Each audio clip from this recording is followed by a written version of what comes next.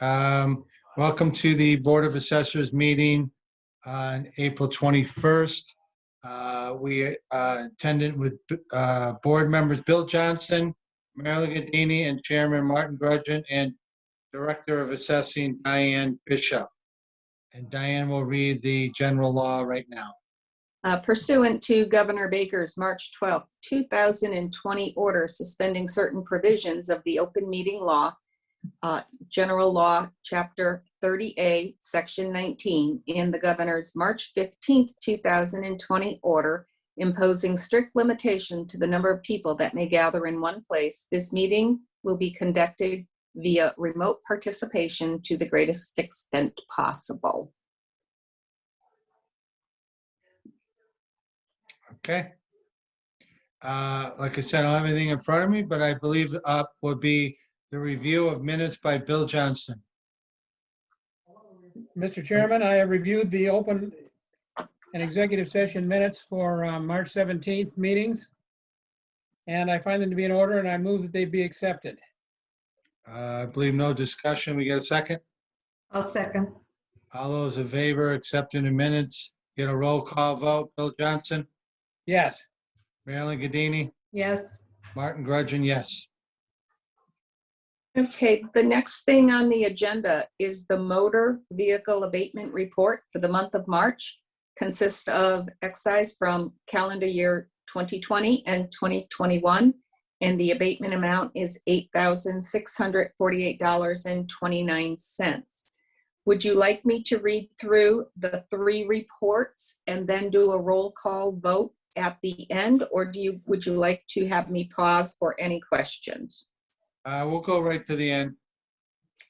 Okay, we have our FY21 real estate exemption report for the month of March in the amount of $2,300 with the CPA exemption or exempted of $23.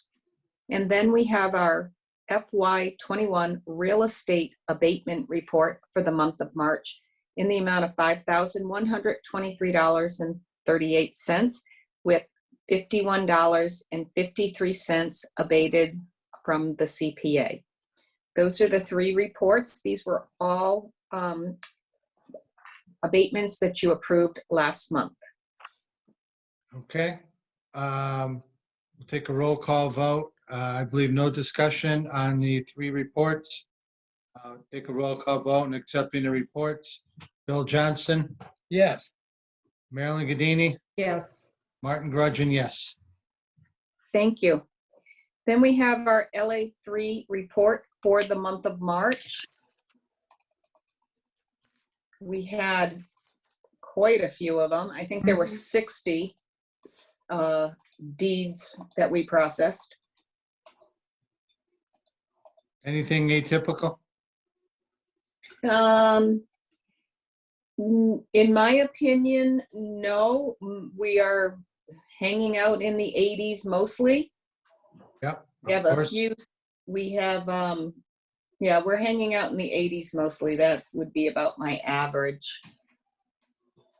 I don't know if any. I'm sorry? He froze. Oh boy. There are a lot of internal family transfers too. Yes, and Yep. intercorporate sales. Yep. Yeah. So I didn't see anything that really stood out.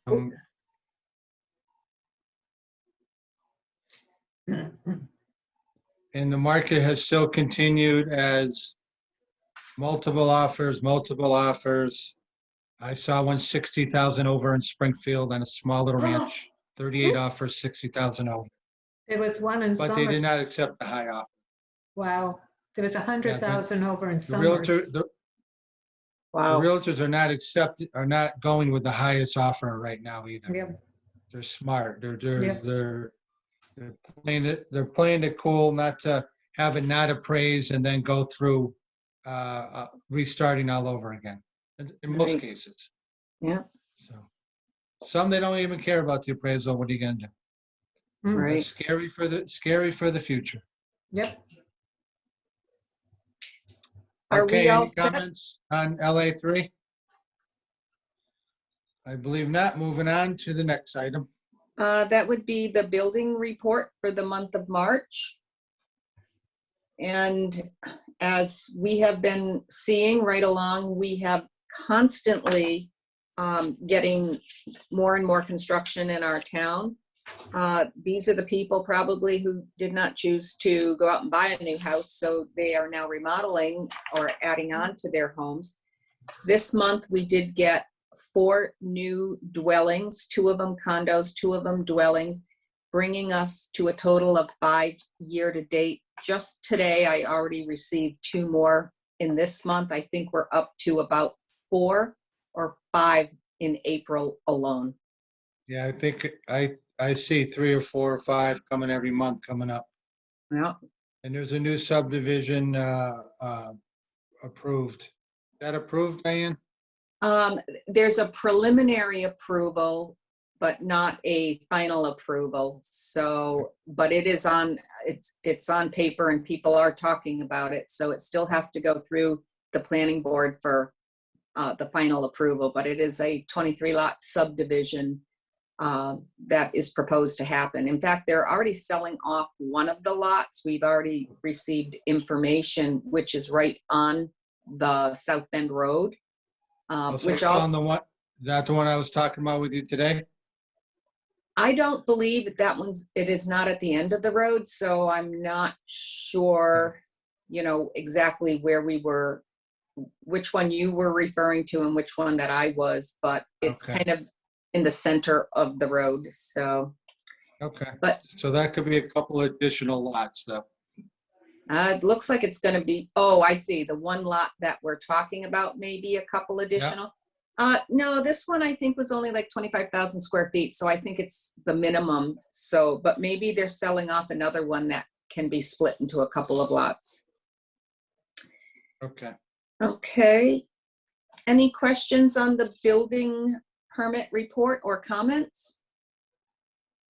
No, I'm Okay. good. Then I'm going to move into the director's report.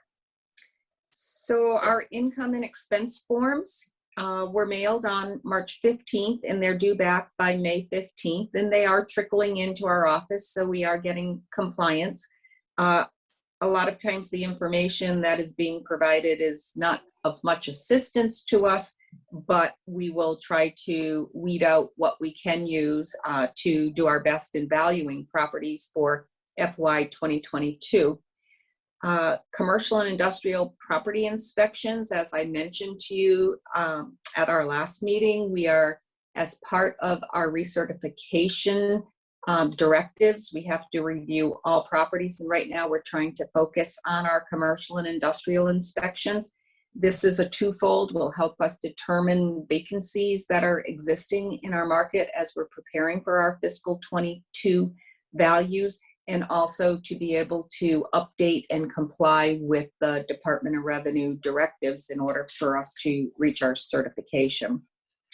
The multifamily homes, I also mentioned that data mailers were going to be sent. We have received about 50% of them back. And again, those are trickling in slowly.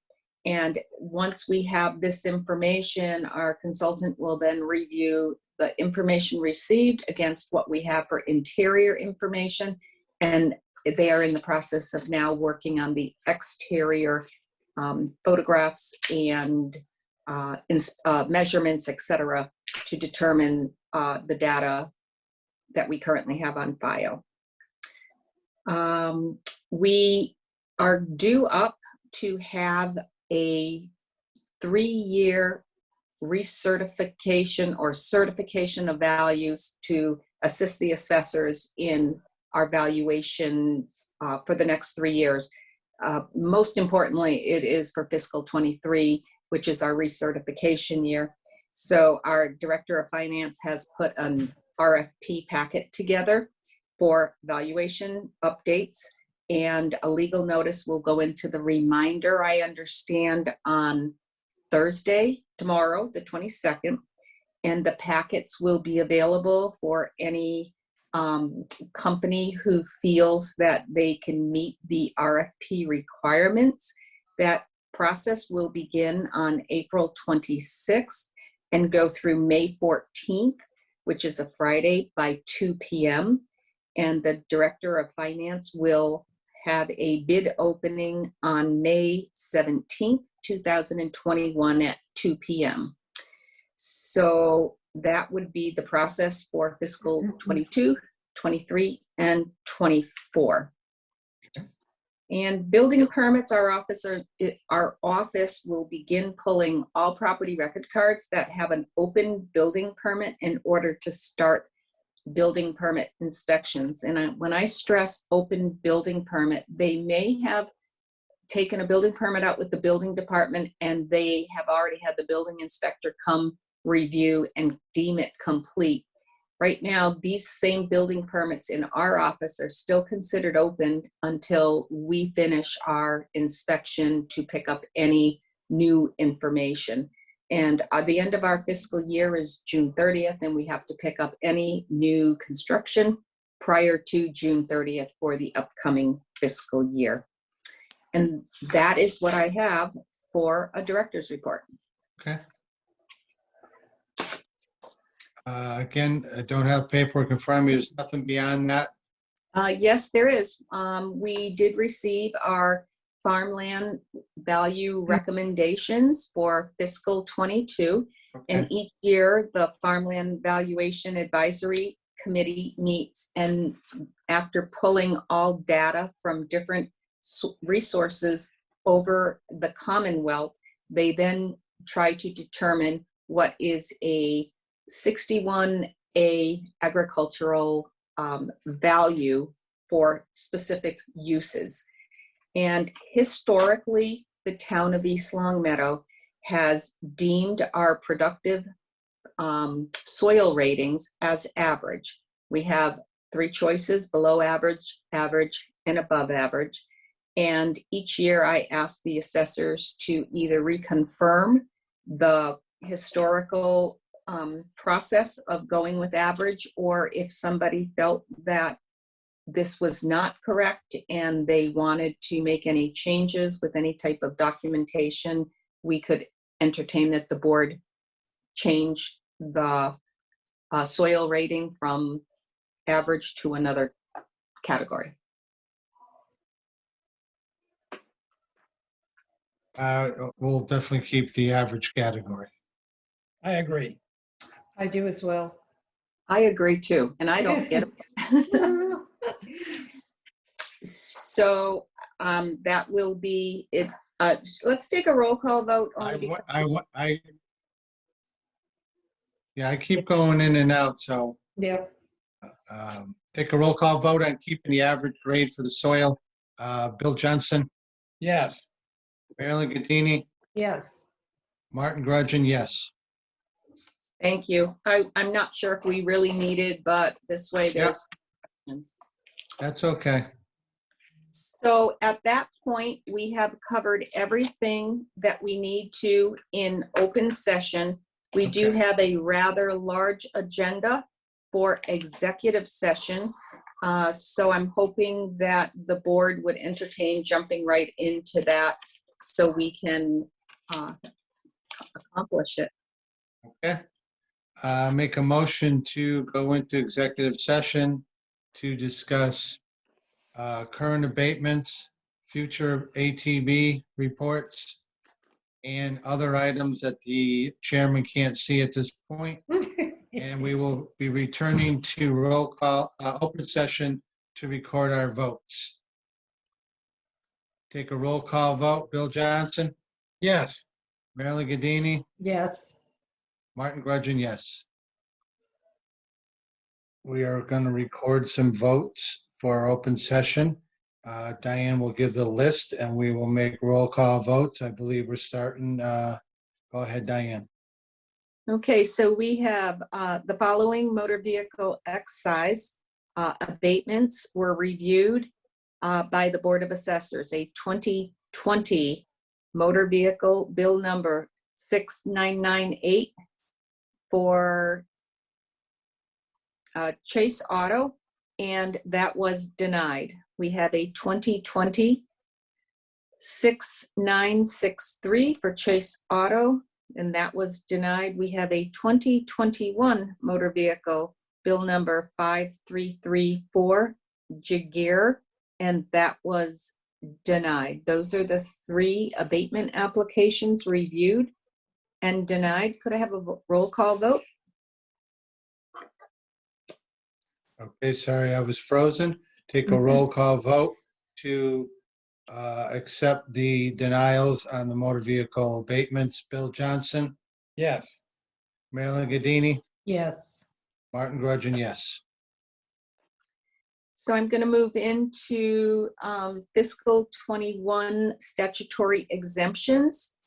I have 1 statutory exemption, parcel 57-13-31 for 117 Southbrook.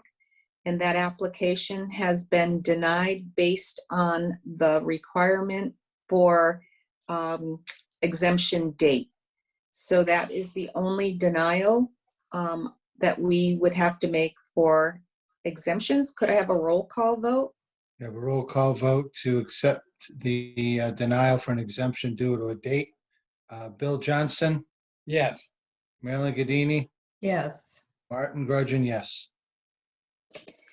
So I have 10 additional statutory exemptions. These were all reviewed and found to meet all requirements. It is parcel 2C-18-355 for 15 Lull Street, and it was a clause 41C. We have parcel 27-115-3, 52 Summers Road for clause 22. We have parcel 56-19-9 for 68 Favorite Lane for clause 22. We have parcel 84-10-28, 37 Holland Drive for 41C exemption. We have parcel 2-40-3A, 23 Thompson Street, clause 22. We have let me reverse that number, 43-20-0, 243 Peace Road for a clause 22 exemption. We have parcel 15-15-633, 8 Gaskell Street, 41C exemption. Parcel 26-115-743 Elm Street for 41C exemption. We have parcel 75-17-0, 327 Parker Street for a 41.3 exemption. And we have parcel 23-33-1265 Harwich Street for a clause 41.3 exemption. May I have a roll call vote? A roll call vote to accept the exemptions. Bill Johnson, Yes. Marilyn Gadini, Yes. Martin Grudgeon, yes. So the following are real estate abatements. One is a fiscal 20, and this is due to an appellate tax board case for parcel 40-46A-1, 32 Chestnut Street for chapter 59 abatement. May I have a roll call vote on that one? I froze out on that one, so I'll make a roll call vote to accept what Diane just said. Bill Johnston, Yes. Marilyn Gadini, Yes. Martin Grudgeon, yes. And just so you are aware, that one was the FY20 as part of our ATB abatement. So now I'm going to go on to the same property for a fiscal 21 abatement. That's parcel 40-46A-1, 32 Chestnut Street. And it is a chapter 59 abatement. I'm going to move on to an FY21 63-15-24 for 106 Fernwood Drive, and it is a clause 59 abatement. And parcel 13-22-0, 431 North Main Street. And it's a Chapter 59 abatement. May I have a roll call vote on those three? Take a roll call vote to accept the abatements applications. Bill Johnson, Yes. Marilyn Gadini, Yes. Martin Grudgeon, yes. And then I have three more abatement applications. These three have been, the board has reviewed and has voted to deny. And these are all for fiscal 21. So it would be parcel 8-8-1, 135 Benton Drive. It's Chapter 59. We also have parcel 7-6-0, again, 135 Benton Drive. This one is vacant land, and it's a Chapter 59 denial. And the last one is 69-12-0, 105 Summersville Road, and it's a Chapter 59, and it's a denial. May I have a roll call vote? Take a roll call vote on the denial of the abatement applications. As mentioned by Diane, Bill Johnson, Yes. Marilyn Gadini, Yes. Martin Grudgeon, yes. And then the last thing that we did want to mention is that our next meeting, we have determined to be Wednesday, May 19th, 2021 at 4:30 p.m. on Zoom. Yes, we all agree with that. Yes. And make a motion to adjourn this meeting for April 21st. Roll call vote. Bill Johnson, yes. Marilyn Gadini, Yes. Martin Grudgeon, yes. Thank you. Thank you.